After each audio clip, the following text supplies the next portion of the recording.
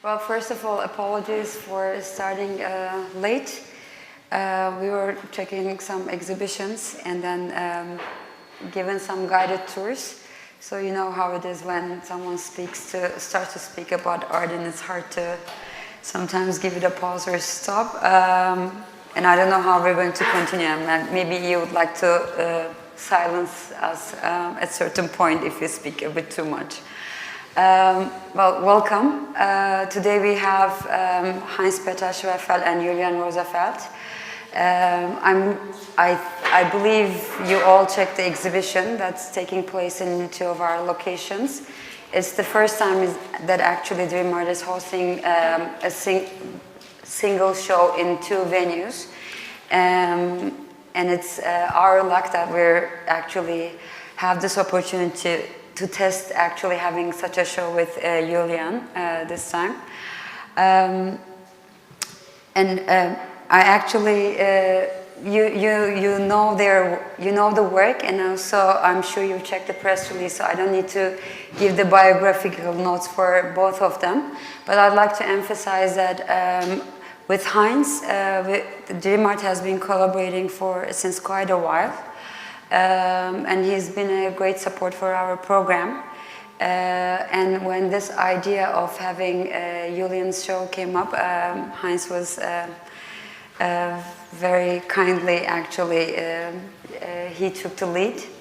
And Julian and Heinz collaborated in Istanbul before for a group show that Dirimart has organized in Garibaldi building. That was in 2011. And Julian, please correct me if I'm wrong, that was the first time you showed in Istanbul. Yes. Yes. So I actually would like to begin with Heinz, and if you could kindly tell us how this exhibition came up and how you brought these three works together. The exhibition came up because Hauser wanted to do that after we showed in 2011 Asylum in the single channel version, and he wanted to do more and show more of Julian's work. Then came Julian's Manifesto. You see here the photos with Kate Blanchett, which was showed here at the film festival. And we decided to do something, or try to do something with different works, but not showing as the center part the Manifesto, because it was here in movie theaters. And so I remember very well that the first time Julian and I talked about it, he said, if you want to show different pieces also in the Land of Drought here next side and Deep Gold, and have some photos of Manifesto, up to you, the curator, to find a reason why we put them together. Because it's completely different works. And I think it's very important to understand that there is a sort of common line in most of Julian's work, but inside this common line, it's completely different styles, narrations, and subjects. And the common line is that Julian is always very nearly pedantic, very difficult in having a very pure aesthetical perfection. I call that the forbidden beauty in contemporary art. Because today, when you have subjects which are political or serious, or then you try to avoid a very high aesthetical standard. And Julian's work, and I love his work also for that, is that he is aesthetically not correct, in the sense that he doesn't do what people expect normally, that something political is ugly. He creates beautiful, perfect forms, which seduces us, but this very the surface, which seems to be so perfect, never hides the content, which is much more serious, much more political, and much more, I would call it like think machines. He makes us think of things about very important issues, contemporary issues, but behind a very seductive form. Let's put it like that. So the idea was to find a reason or a concept why we put three completely different works together. And this is why we created this a little strange title yes, of Avant-Garde and Apocalypse, because this here Manifesto is very much about the spirit and the importance today of the avant-garde movement and texts, and the Apocalypse is what is the main subject or the background of The Land of Drought. And he just told me that it would have been much better to call it, what was it? LSD and ecstasy, because Deep Gold is more an ecstasy film, and this is more an LSD film. That idea came up at 4 in the morning tonight with my for next time. Innocent man in the background. Okay, we don't talk about these subjects in the public. I'm glad we ended up with the Avant-Garde and Apocalypse. Why? It works fine for the moment. For the moment, okay. At least it let us still be like here and speaking, you know, in public.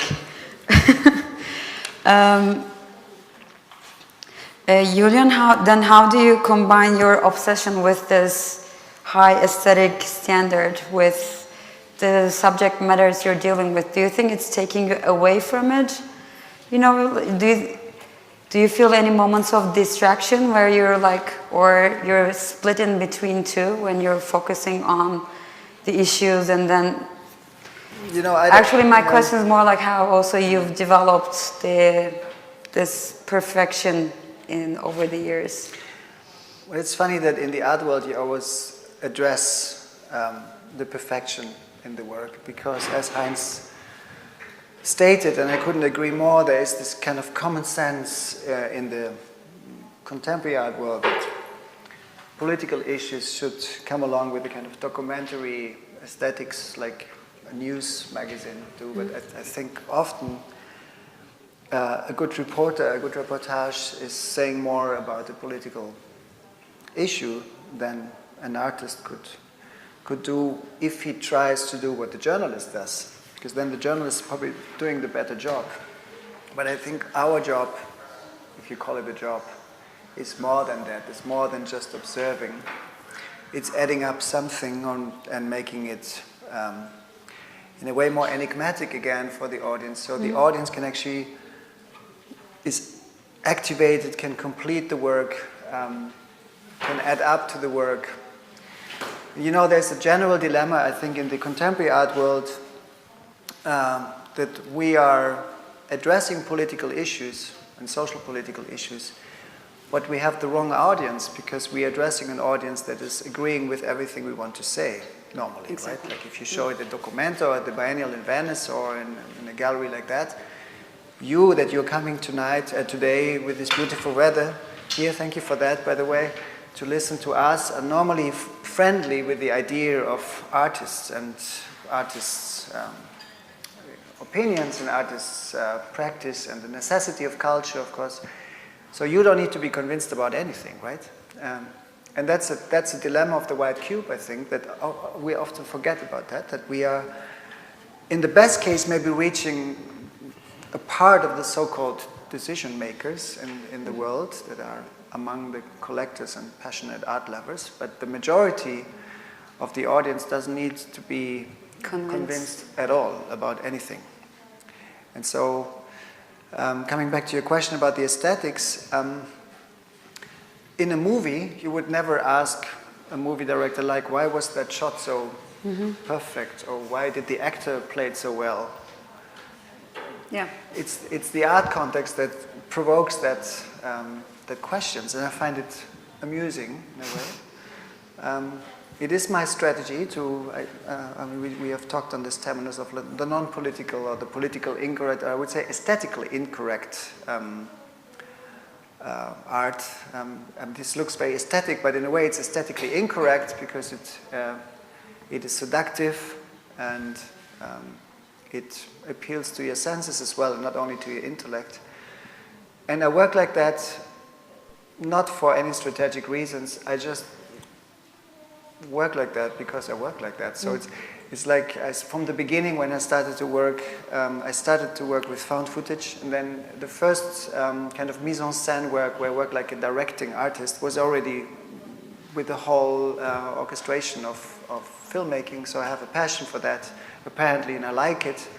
And you do what you like, right? Like if you ask a painter why do you paint very big paintings, probably his only answer would be like, because I like it. It's not necessarily, there's not necessarily a strategy behind. We also do what we can do and what we like to enjoy to do. So some of my artist friends, they do video work as well. They like to work on their own and collect what they observe, which is equally interesting.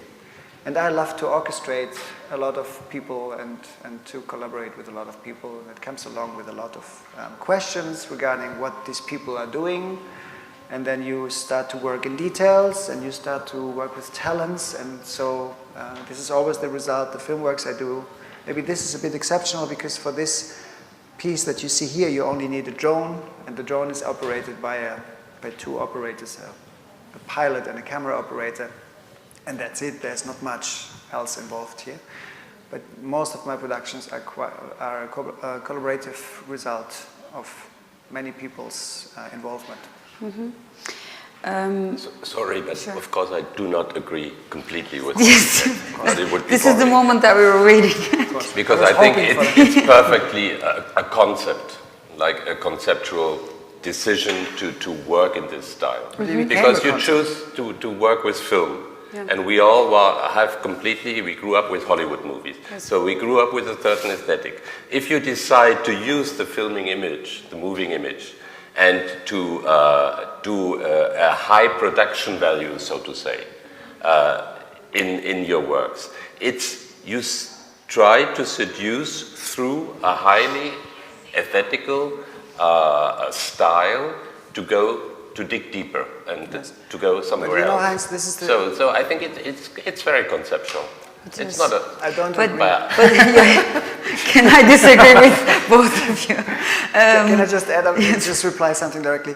You're right and wrong. You're right because of course there's a concept behind it, and it became through working in this aesthetics a concept which I maneuver now, and I play that toolbox, and I'm completely aware of it, and I enter into a big discussion with art history and film industry and film history and so on, of course. But what I was stating out is something that often curators forget, that when an artist starts to work, when you instinctively work, you are a very selfish person, and you are very happy that you can just, with the idea that something becomes form that you have in your mind, and you're choosing instinctively the tools for that without having already the whole, as we say in German, Überbau, the overconstruction of analysis and contextualization in this. So very often when I ask, so what is the motivation behind your work? I start like very low, and it's like the motivation of my work, of me being an artist, is I want to see things become form that I have in my head. It's a very selfish thing.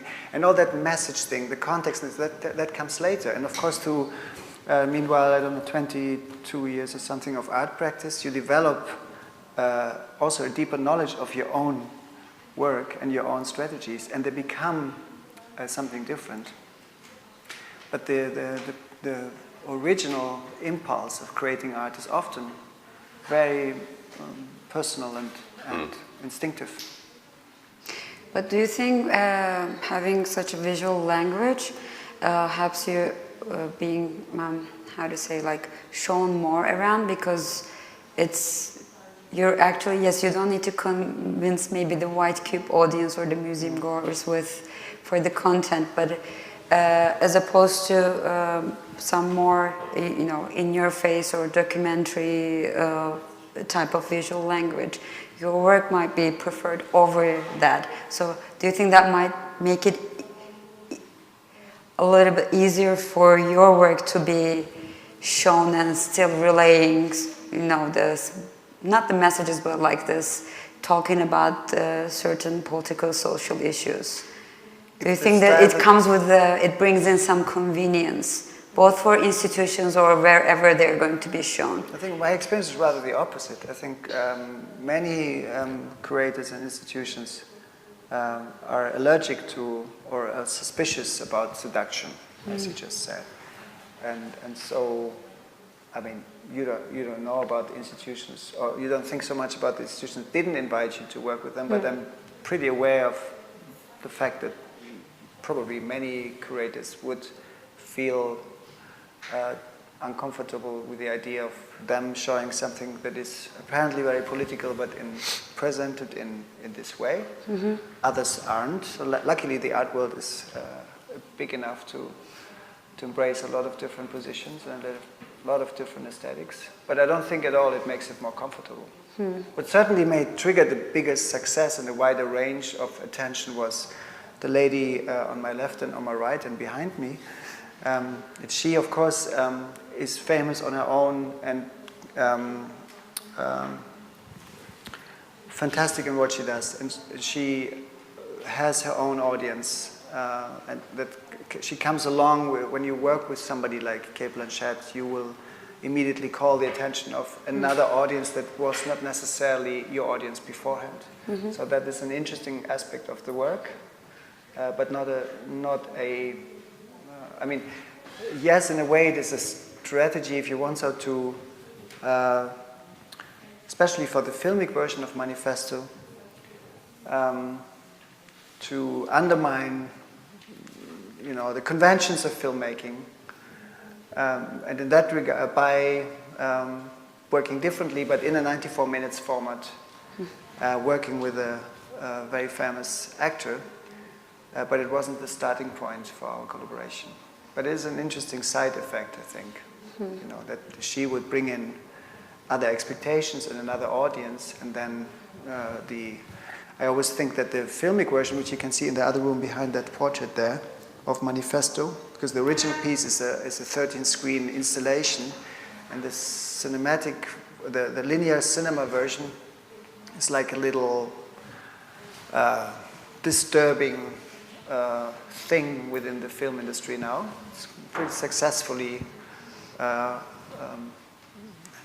developing its own existence and life in the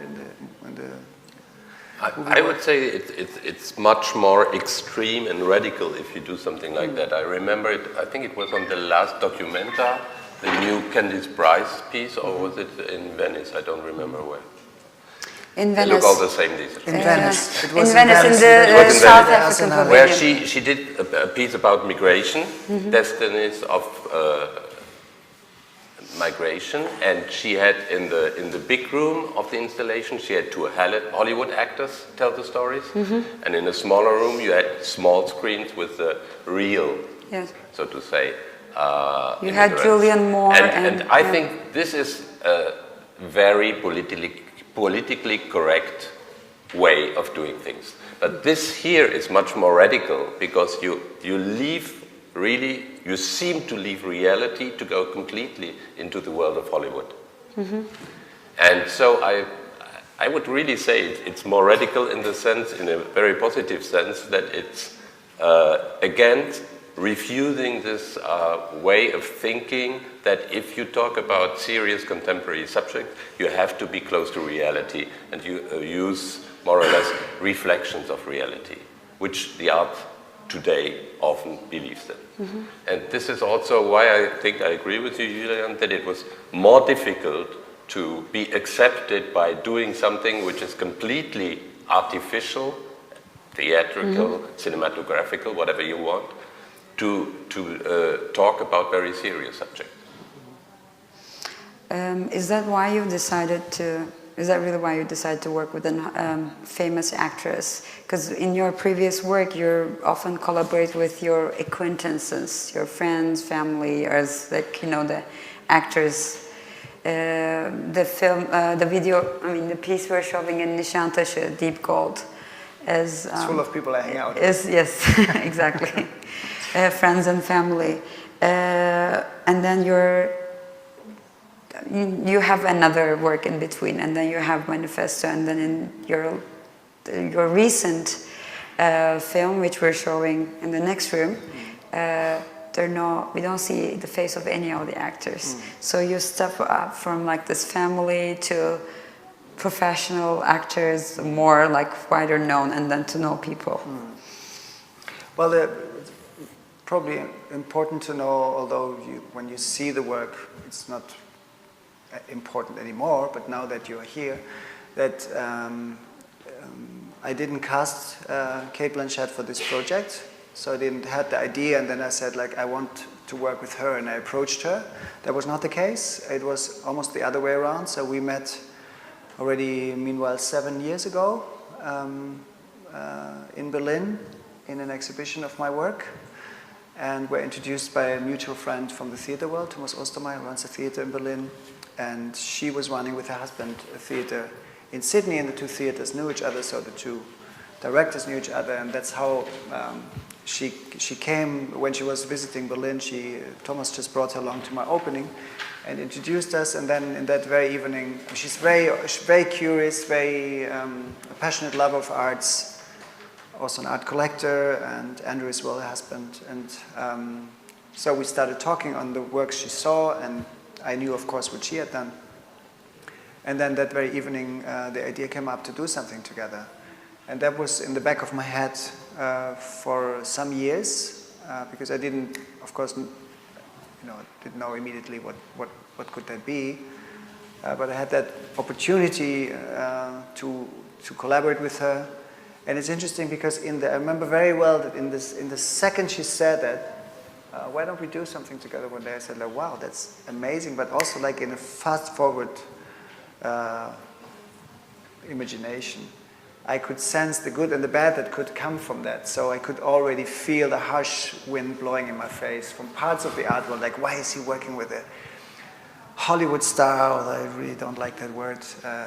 And all the things, we just triggered it, right? The issues of, seduction. So I could anticipate the whole thing, like in that very second, but made the decision a split second later, say, like, but the advantages are more interesting, and it's fantastic to work with good actors generally, be they famous or not. It's really a great pleasure to have somebody who is able to translate so at ease what you want to say, and also who manages, as she does, I think, to make you at once being fascinated by the way she acts, but also because she's so good in what she does, make you forget about her acting and really dive into whatever she says, the text work, and all that I could sense as well. So I thought, like, this is a great chance to do that. So years later, I was working on Deep Gold, on the project we show in Nişantaşı, in the other gallery, and I was focusing a lot on feminist theory for that project,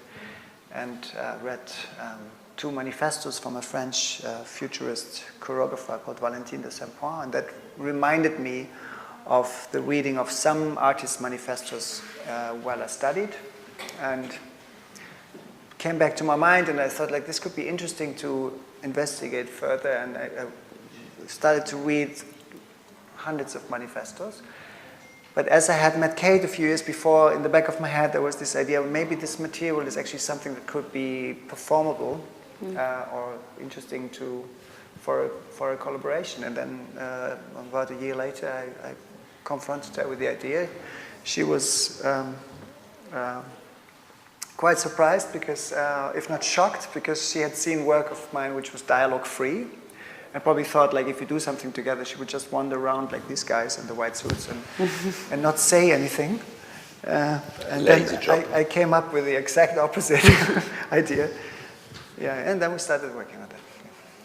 I think that's important to stress, that you really pushed her to her limits. She did a great job. She's technically a very good actress, but you really pushed her to the limit of make her, as you see here, completely different parts with a lot of text and quite complicated ways of reciting the text.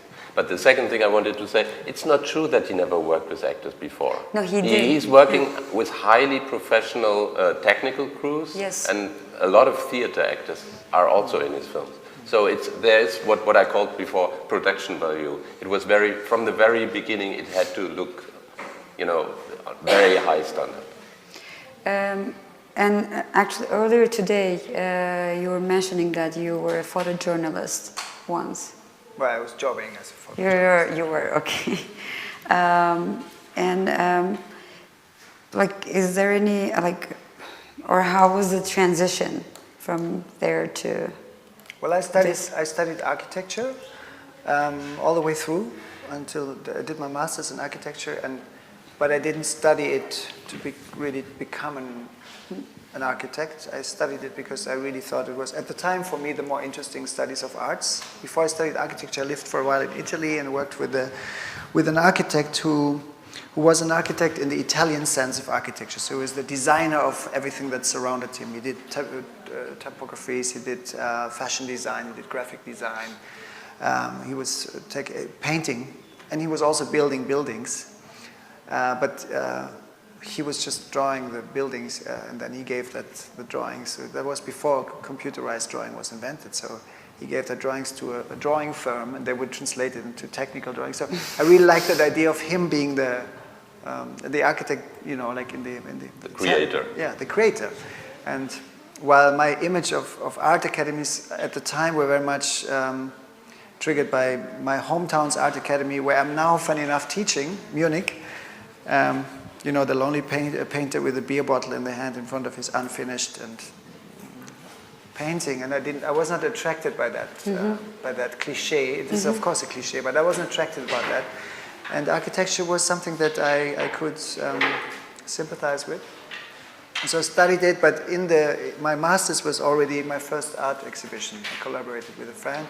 And doing that, as I never really knew where I'm going, so I was always very film interested as well, passionate moviegoer, and we had a great filmoteca in Munich, which was very important for me to discover film history. And so I had all these jobs. I worked at the theater, I worked at the television, and I worked as a photographer and photojournalist. So I trained myself in you know, understanding the construction of images, and also got it from that jobs, not only from studying architecture, but also from the jobs at the theater and at the TV, and in an auction house as well. I got the fascination for the behind the scenes of image production.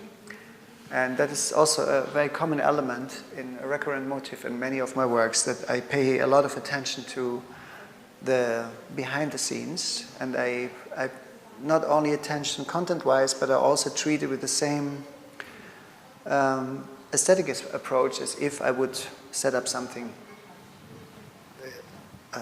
in front of this the scene. You know, so like what you normally see as a theater goer, as a movie seer, is what the production apparatus of the theater is wanting you to see. But there's, of course, a whole world behind that, and that is, for me, very interesting, as a lot of my work is about the construction of images and also the making of emotions, the making of myths.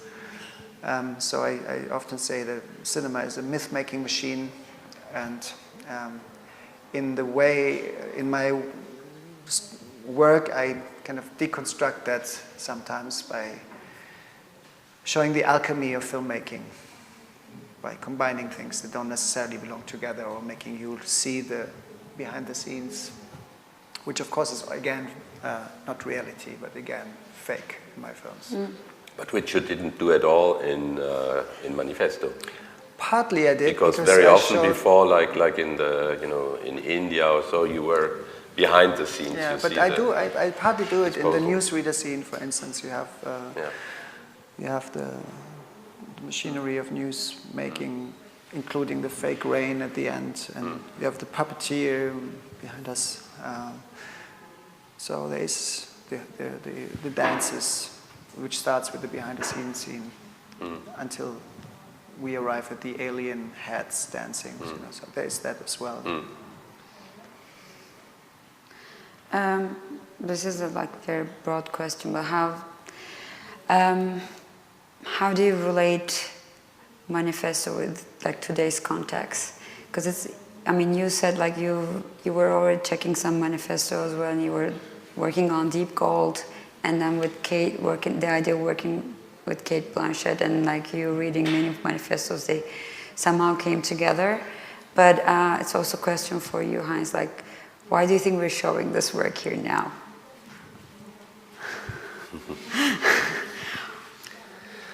As I said before, I think it's the most radical example of Julian's way of thinking and working. And playing with history of art, history of mass culture, history of Hollywood, all this comes together. I mean, I think it's very important, for instance, to see the role of painting in his works. And the history of painting, more evident in other pieces we do not show here, but it's there. So there is something like our cultural, Western cultural heritage, which is very present.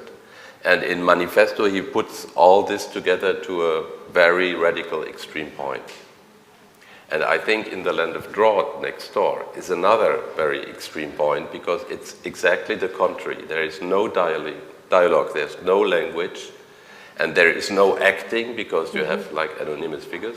And also, while here in Manifesto you have the force and the violence of these texts, which altogether still are very full of energy and optimism and directed very future, while in The Land of Drought is past future, so to say. It's apocalyptic. And the third film, Deep Gold, is we know already that the future is coming in Nazi Berlin, Nazi Germany, and so we know where it is going. So this is why you said ecstasy, but it's the last ecstasy before agony, so to say.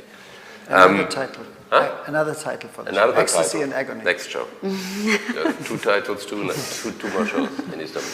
But coming back to your question, Manifesto, I really think that it's a sort of accomplishment, because also I know that you do not completely agree, but I think you used Kate really as a perfect tool. So you used, because there are so many people who admire her, and to have these very serious, important texts not recited or incarnated by somebody who nobody knows, even good actor maybe or actress, but by somebody who is like the image not only of Armani but of Hollywood. So it's like, I wouldn't say a trick, but it's like playing on this side also. And so I think Manifesto is not only a very good piece. I like the single channel, and I like very much the installation. It's not only, it's more than this. It's really going with all the way your style going to an extreme in a certain sense. And so I think it was one of the reasons why we included it here. But what about the content? Exactly, I was going to say that. Maybe I can complete and talk a bit about the content. When I started to work on Manifesto, we shot this at the end of 2014 already. So, more than 2 years ago, more than 3 years ago. And, but I was starting to prepare it almost 3.5, 4 years ago, so it's quite a while ago. And the world, as you all know, has become a very different one over the last 2-3 years.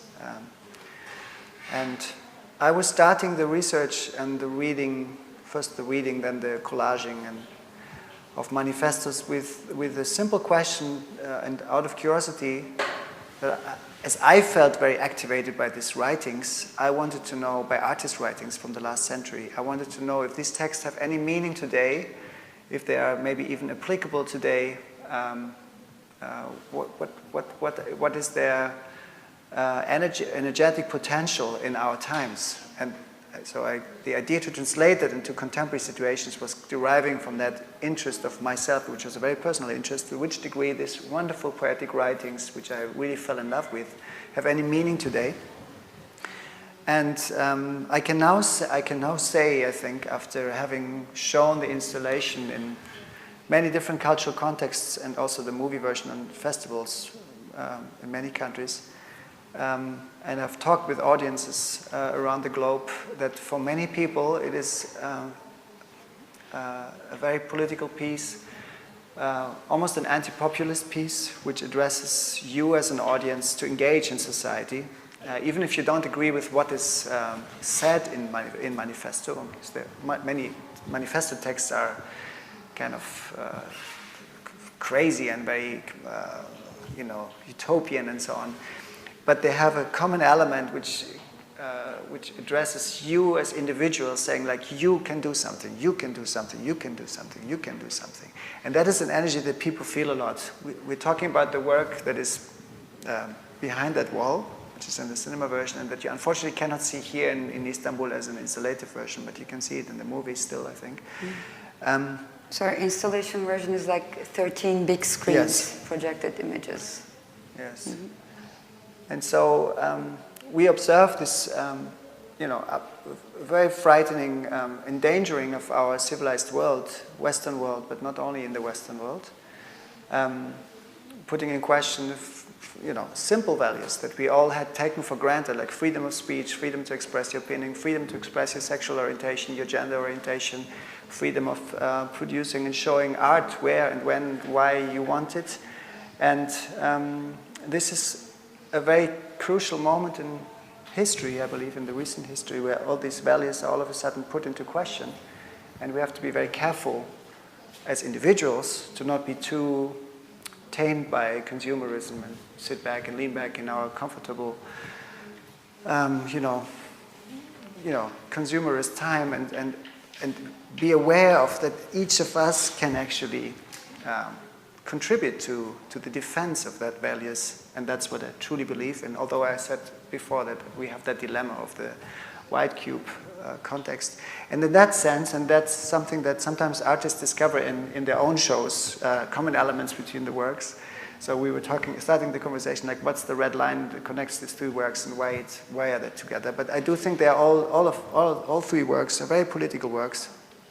In the sense that we talked about Manifesto in the Land of Drought, of course, addresses ecological questions, but it also speaks on science, indirectly on science being a sculpture of reality as well, a manipulator of reality.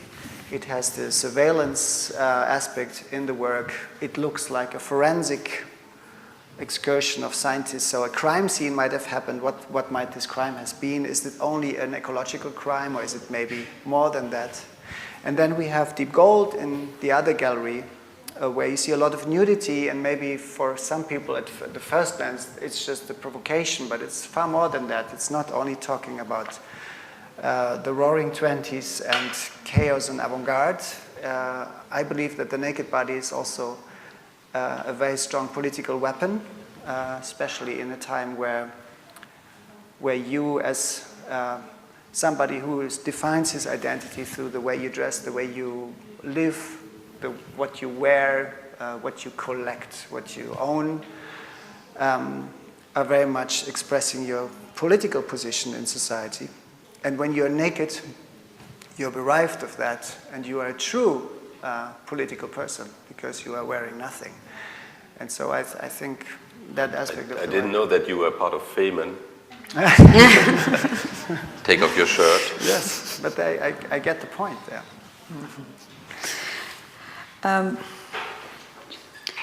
Well, also like going back to the point where we have like this connections between the works. In the Land of Drought, yes, we see almost like a kind of like a crime scene that's being investigated, or like, and when the humankind is extinct, it kind of like brings an end to itself, and then you have the scientists going and checking some, industrial sites or like out in the desert. And then with bringing together all the manifestos, okay, I try to wrap up. In the Land of Drought, it almost comes to the point like where it's like post-hope, like, or maybe you're looking for some hope, or if there's any way to drain it from what's been left over. And with the manifestos, I was thinking like whether it is, if any manifestos would come out today, or if it's possible at all, like if it would come from architecture or ecology or from art, or either we're like bringing them all together, you're actually proposing a kind of manifesto in where the like kind of hopes are coming to an end, and like we're complaining about all the, you know, we think like the world is coming to an end, and like there's like so many conflicts, we don't know how to respond, we're kind of like stunned with what's been going on around. So I was wondering if you were thinking about the end of hope, or like how we can, or if you were in any way addressing to that. Because in both, I think we're talking about the cases where you have to dig for being, you know, dig hard for being optimistic somehow, or try hard. Or maybe it's only me thinking. You know, I'm a very optimistic pessimist. So in all of my works, you might find, what you just said, a moment of hope, or an expression, oh, the door is a little bit open, sunlight shining through, or something. In that work here, in the Land of Drought, there's this ritual at the end, which can be seen as many things. It can be seen as an eye, an eye answering the surveilling eye, the godish scientist's eye from above.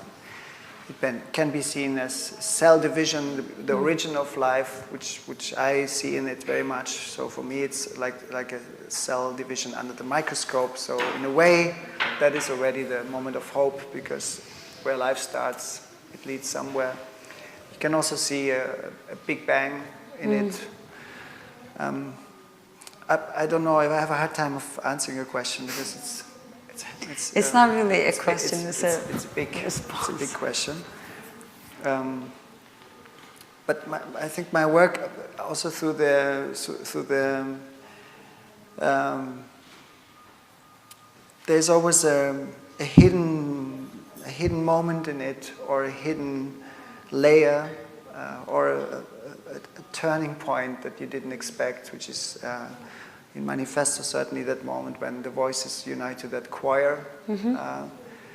That is indirectly hopeful, if you want, or positive. Often music plays an important role there. I use often music as the kind of surprising element of the idea corrupting maybe element in the work. Yeah, and that ritual at the end is also very musical, I think. I don't know, maybe you know my work better. I want to ask you this because, you know, as we were discussing about the show, that was something else. Of course, we watched the videos on computer and or seen somewhere in other exhibitions before. But when everything is put up together, I've been thinking of whether we're, presenting a very dark show or not. I think that in the Land of Drought is really quite dark. Despite the end, that might be a cell or whatever. But I think it's really, as you said before, it's like a crime scene. It's an ecological crime scene. And it's an apocalyptic vision afterwards. And it doesn't give us the energy which the manifestos, which are a manifesto for me at least, is always also a utopia. You do not, a manifesto never becomes reality. But it's like a thinking machine which pushes us to think what could be possible. It should give us energy. And all this energy you have in Manifesto, you don't have it in the Land of Drought. Yes. It's beauty, but it's a very sad beauty. So if you see at the end, like they are building a sort of sign, which might be a cell formation, which might be an eye, which might be a vaguely religious or not so defined sign of something else. But it stays for me quite dark, I have to say. But very often I agree and I don't, because very often there's the dark content lecture in it. So of course it's a post-human piece. We have messed it up and we've left that ruins of our civilization. That's true, but then parallelly and not necessarily contradictory to that, there's this musical scope that you hear, and which is I was trying to, together with Fabian, the sound designer, we were trying to create with very simple means a kind of cosmic music that doesn't belong to us, that is not created by humans, that is something that comes from, I don't want to say outer space because it sounds like science fiction, but it's something beyond us, right? That music is very simply built in a way, but it's very effective. I think it has a very strong effect, a very hypnotic effect, and that music all the time comforts you and embraces you as an audience and gives you actually a good feeling, an enlightening feeling. It lifts you up, while what you see is rather, I mean, although you see big landscapes, but it's rather depressive if you want. And so in that tension field, I think the work is evolving its at the same time, it's very beautiful. It's like depressive beauty. Yeah. I'm not sure if the music is really lifting me up. You see, that's... I feel like more sunken into the cushion. Maybe you get lazy from it, but I don't think it necessarily makes you sad or something. It's not making me sad, but we need a third title, no? we need a third title. I have a question about deep gold. Actually, to begin with, could you briefly like summarize, because there might be some audience who hasn't seen that piece yet. It might be their first stop here. Because we've mentioned that it's like the time period is like 1920s Berlin. It's also written in the press release, but you're also bringing like you're bringing so many contemporary issues in it. It's not actually about the period anymore. Or it's like it's bringing, you're overlapping two problematic times together. So if you could briefly mention your, like, what were you highlighting, and what are the references that the audience would see as they're, watching the film? So to briefly explain. Briefly is always difficult because they give long answers. But anyway, to try to explain briefly what Deep Gold is about. Deep Gold was produced as a result of an invitation from artist friends of mine who were having the idea to pay homage to Luis Buñuel's, the Spanish filmmaker, Buñuel's second film, L'Âge d'Or, The Golden Age, from 1930, which he scripted with Salvador Dalí, but then after they broke up their friendship, he was the sole director of that film. It's a black and white film. It's an amour fou. It's the story of a couple. They want to have sex, basically, and it doesn't really work. There's all the time there are obstacles in the way. It doesn't really function. Of course, Buñuel was using that as a provocation to break with aristocracy, with the church, with the family values, with religion, and so it was a constant, it's a chain of provocative images. And in that film, so we artists, friends, we were all invited to produce a piece of art paying homage to that specific film. And I was thinking that what could be my focus for that work. And I was finding one scene in the film which I found very interesting, where the woman in the film, the female protagonist, in one scene all of a sudden starts to kiss an old man, a very old man, which you first think that might be her grandfather, and she just embraces him because he holds his hand, having a headache, and then they kiss passionately. And I thought that was an amazing provocation among all the provocations, and a very, very strong, as I read it, feminist statement of Luis Buñuel. And so I decided to focus on the feminist aspect of that film and think it further on. So there is an end in the original movie, L'Âge d'Or, and I kind of prolongated the film, inserted the piece of film, and said, what if the protagonist, after being betrayed by his partner because she kissed that old man, is going into a kind of suicidal, dreamlike world, and encountering in that world all kinds of very, very strong female characters. Just to continue on this, you're also writing reviews for certain magazines. So I also want to ask you, like, in recent mega shows like in Venice Biennial and so on, we've seen more of these like categorical shows as opposed to they used to be like a little bit more flexible before, but we're going back to more this art, almost like fake art historical categorization of today's artworks in the big biennials or mega shows. Why do you think it's happening now? I grew up, let's say, I discovered contemporary art in the 70s when contemporary art was always a mirror of society and what was going, a critical mirror of society, so to say. So suddenly today, contemporary art, as a reaction to populism and to a changing reality, becomes more militant. And it's not a critical mirror anymore, it's a militant mirror.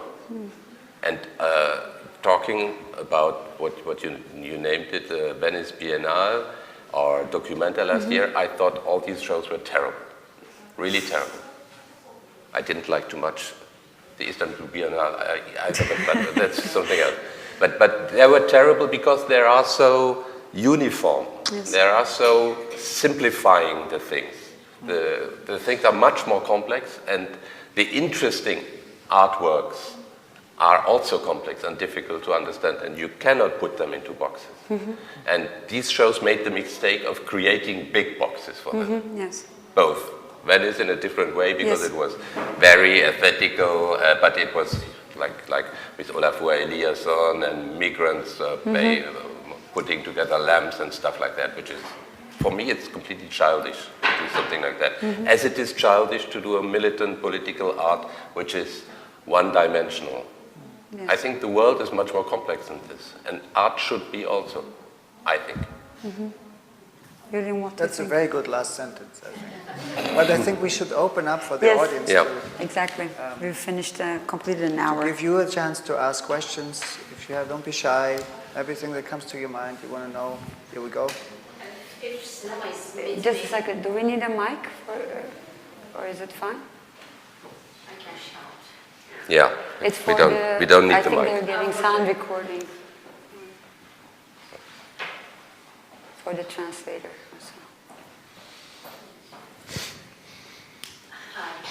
If cinema is myth-making process for you, how does photography mean to you, and how do you construct them?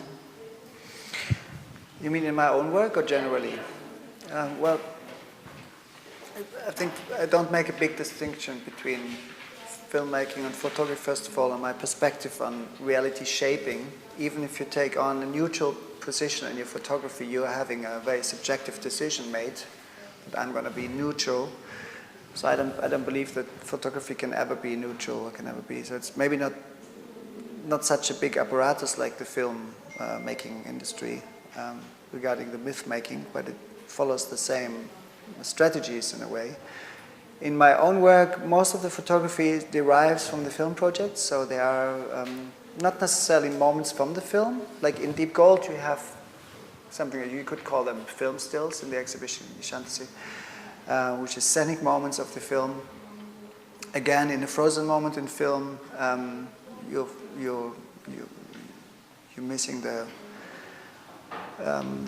duration, the movement, and so you're adding up your own world to it. So it's different maybe, but they are deriving from the films, and sometimes they are taking during the filming process, like these portraits here of the various characters, but they're not in the film.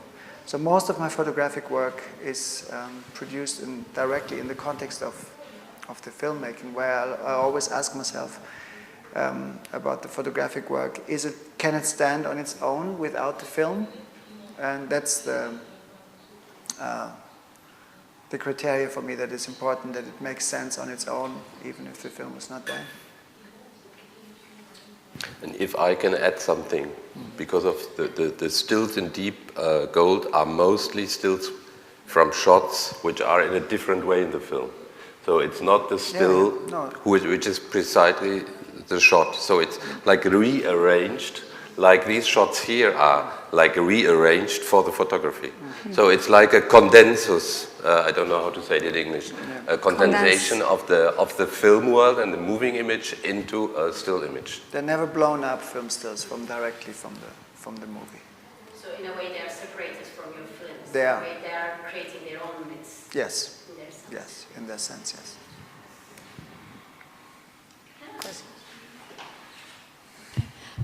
So I'm in the financial world, so it's going to be a very unemotional question. I would like to know how you finance your works. Do you find, because they're big investments, and do you find sponsors? Do you find them easily? Heinz has a book coming up about this. No. Well, that's But not about you. You always think about return on investment. Not about Julian. There's not the one answer to your question, because each project has its own financing story. Sometimes there's an invitation as a starting point, like any kind of museum or exhibition or a biennial that says, like, we would like you to do that project, or we invite you to do that. And that's a small part, but the starting point for a budget. And then what I do quite a lot is I do pre-sales. So there's just a few handful of collectors in the world that collect moving image. Very few, but there are. And so some of them know my work, and I approach them and say, like, would you like to buy my next work? But it doesn't exist yet, but you will get it very cheap. And this is... How cheap? Very cheap, it's exaggerated. We call it in German Katze im Sack, to buy the cat in the sack. I don't know where that derives from, but anyway, we call it like that. So the collector is happy to help to produce a new piece without knowing what he's helping to be produced. It's like an advance for a book almost. Yes, and then there's for Manifesto it was complicated, because the reason that there is a cinema version for Manifesto was originally that I approached also, in order to finance the installative version, I approached the film funding and a regional film funding, Berlin-Brandenburg, and I also approached the TV channel in Germany, which was where a few women were working that were interested in arts and TV, and they helped me to do that, but they asked, like, if we help you to film your installation, but we will need something linear later on, so we can work with it. That was the starting point for me, thinking like, okay, again, thinking about strategies. At the beginning, it was a very practical reason, but then it became very interesting to think about, okay, if I do that, then what does it actually mean to work with a Hollywood actor and use her? If you say use her, it sounds like she didn't know it, but she wasn't aware about it. Of course, we worked together, so we were sharing these ideas within the movie world, but with a very weird project. As I said, sponsors. I remember me as a young artist visiting the owner of a chocolate factory, because I heard that the chocolate company Ritter, of course, right? The square chocolate. And the owner, Miss Hoppe Ritter, collects square art. she really does. And, I don't produce square videos. I've come to 4:3, but never to 4:4. But I thought, like, I like chocolate, and I thought, like, maybe I can pay her a visit. And we visited her, and we talked about the project, and we came back with a big box of chocolate and some cash in the pocket. So I understood that when you want to work.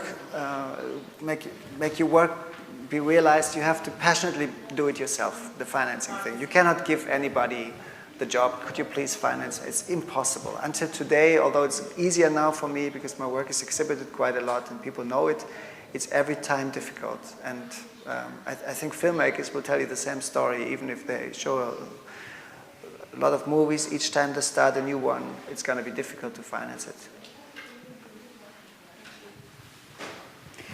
Yanınızdaki hanımefendinin bir sorusu var.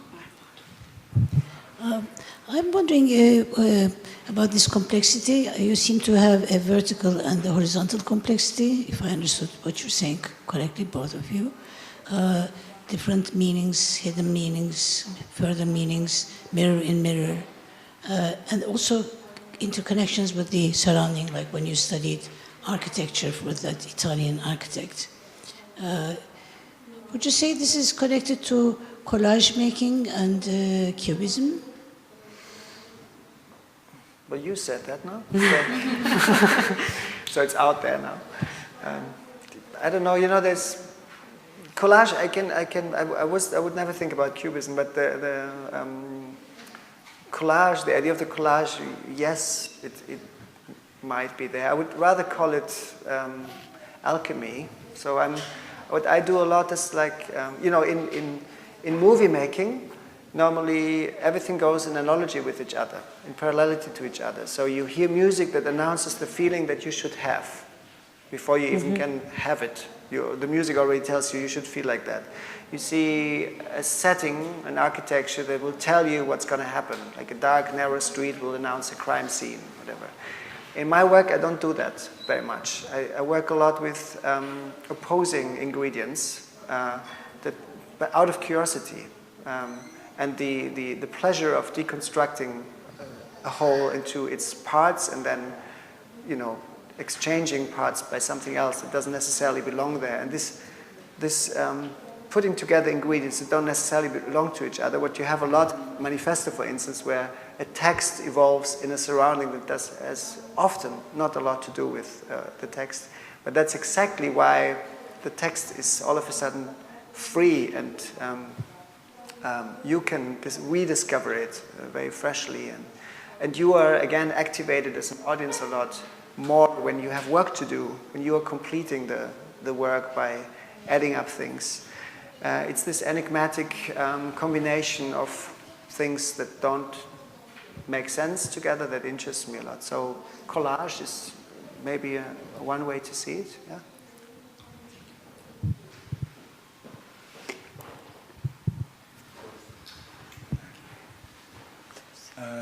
When I see the apocalypse there from a psychedelic point of view, as you suggested, I don't see a dark movie. I see a different angle of reality or different perspective. And if we agree on that, and if we see the manifesto here, we see that you're asking people or provoking people to think in that way, not to think like, when I see this kind of a movie, it's dark. To open my mind and see a different kind of reality. Given the fact that you're coming from an architectural background, and art was always attached to architecture history, and only the last 100 years or so, it became an independent thing and a politic or just for activists. I want to know your opinion about the traditional art, like about do you think art should always provoke people to see the reality from a different perspective, or you think that it's like as a majority like entertaining people? I think it was always doing that. It was what? Doing what? It was always having a different opinion, look on reality. I don't think it was ever just entertaining. Maybe the other way around. Maybe it became more entertaining in the last 100 years. This is my question. Do you think art is the job of art, the duty of art is to entertain people, or to provoke them to see reality from a different perspective and not necessarily have a pleasant feeling, like leaving your movie with a weird feeling, like I saw something I'm not, like some people they call it dark, I call it, if I want to approach it from a psychedelic point of view, I call it a different place. I just visited a different place which I needed time to think. Well, that's a very big question. I don't know. For me, art is language. So we artists, no matter if you paint or you do film or something, we talk that language because we don't feel comfortable enough to talk just with the language we use to write books and letters. And so that language, as any language, can be spoken in dialects, can be heard, can be misunderstood, can be interpreted in different ways. There's a lot of freedom in it. As I said at the very beginning of our talk, I think often art starts with this very simple wish of the artist to see something becoming shape. Every painter friend I know can describe that very well. If you have this in your head and then day by day you see the results, but even in a complex working process where you sadly have for months just emails and phone calls, and only after some months you start to really visually produce the work. It's the same thing, you know, like I think it all starts with this wish to materialize ideas, give them form, and enter in a dialogue not only with the content of your work, but also, of course, with the foreseen audience that one day will react and will encounter that work. I'm escaping from your question. Again, I don't want to escape, so he wants to escape. I think it's already a fact that we have, like in music, where we have E-music for serious music, in German E, or entertaining music, Unterhaltungsmusik. So you have U. But we are talking, both exist also in contemporary art. You have the entertaining art and you have the more complex think machines, as I said before. But we are not talking about and we wouldn't talk or make this discussion about the entertaining art, because it's entertaining and that's it. We live in a time where a lot of contemporary art is already only, I say only, entertaining. It's consumption. It's merchandise. That's a fact. So and we have to live with that fact. But all we can do is stress the importance of the non-entertaining or not only entertaining art. Was that clearer? No, I don't know. what? Was it clearer than... It's cool, yeah. And At least I tried not to escape. No, it's not.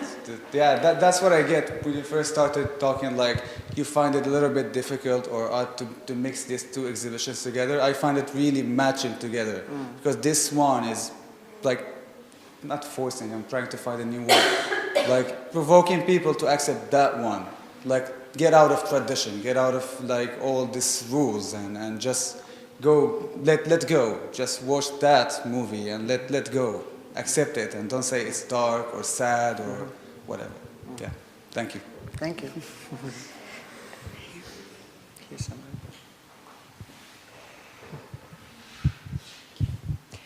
somebody.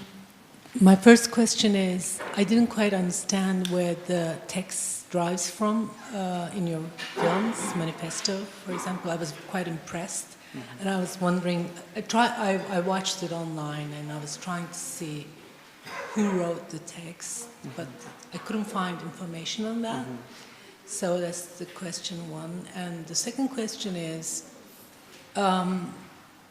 your films, I could be in Berlinale and watching independent, non-linear films, and they would be in that space,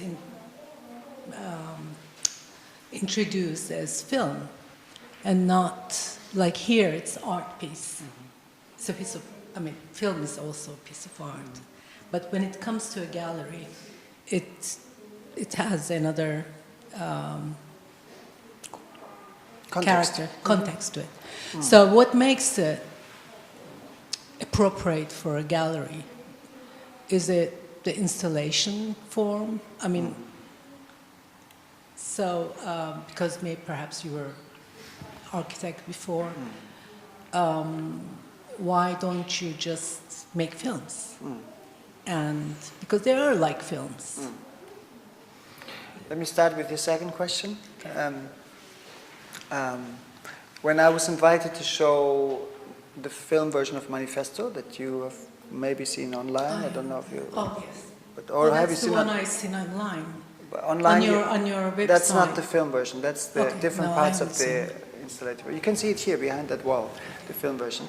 When I was invited to that, we were world premiered at Sundance last year, Sundance Film Festival in America, in Utah, and they wanted to put the film in the side program of the festival, which is every film festival have this side program, which is dedicated to everything that doesn't really fit the criteria of entering the normal way of storytelling in cinema, right? film industry, I've said that many times in these days, has come up over the last 120 years of its existence with only 3 recipes: short film, long film, documentary, which is surprisingly, it's very surprising because there's so much you can do with the moving image. But the industry has just came up with these 3 formats, at least in the European cinema and the Western cinema. In Bollywood, you have 3-hour films, and in film, TV, of course, you have a few other formats, but basically that's it. So one part of the answer would be like I work in the art context, because in the art context I can experiment with all that, and the audience is prepared for that. So when you go, the only thing I really like to give to the audience is the duration of the piece they're going to see, so they know like, when is the loop, or is there a loop, or how long does it take? But then that's all you need to do, and then the art audience is ready to embrace whatever is presented there. And I'm often surprised that people really stay so long in the installations. So the film can, with the tricks of filmmaking, can even seduce museum goers that we used to scan, spend longer time to read the title of the artist on the wall than to see the actual artwork. Even in the Louvre it happens a lot. But to come back to the beginning story, when I was invited to Sundance, they wanted to put me in that side program of the film festival. And I said, I don't want to do it, because I'm already in the art world. The art world has all that, so why would I need to be in the art section of a film festival? And in that section, it's also, I think it's always the section that less interests me, because they combine virtual reality, computer gimmicks with experimental, what they call experimental films, but that is also a very vague definition of everything that doesn't fit the industry categories. And then there's all this kind of, there's a short film section where I also don't really like to be, because they always combine these femoral films with stop motion films with anything that is short, and it's a nightmare, where this kind of, it's an expression of an incredible ignorance towards the possibilities of movie making, which is not fulfilling those 3 categories. And so I told them, like, if I would rather not be at the festival than showing in that section. And they understood it, and I think they just needed a little kick, and put me immediately in the main section. And it was great, because there it could unfold its kind of, maybe not destructive, but at least questioning energy, as it questions the normal parameters of movie making.